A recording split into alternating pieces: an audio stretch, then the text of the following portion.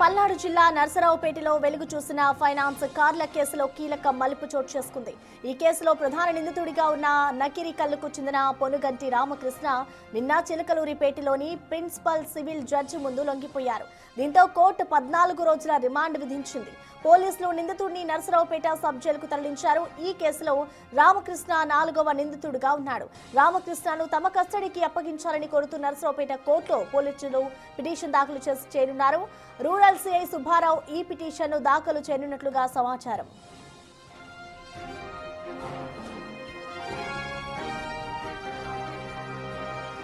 పల్నాడు జిల్లా నర్సరావుపేటలో వెలుగు చూసిన ఫైనాన్స్ కార్ల కేసులో కీలక మలుపు చోటు చేసుకుంది. ఈ కేసులో ఎవరైతే ప్రధాన నిందితుడిగా ఉన్నారో నకిరికల్లుకు చెందిన పొనుగంటి రామకృష్ణ నిన్న చిలకలూరిపేటలోని ప్రిన్సిపల్ సివిల్ జడ్జి ముందు లొంగిపోయారు. దీంతో కోర్టు అతనికి 14 రోజుల రిమాండ్ విధించింది. ఇటు పోలీసులు నిందితుడిని నర్సరావుపేట సబ్ జైలుకు తరలించారు. ఈ కేసులో రామకృష్ణ 4వ నిందితుడిగా ఉన్నాడు.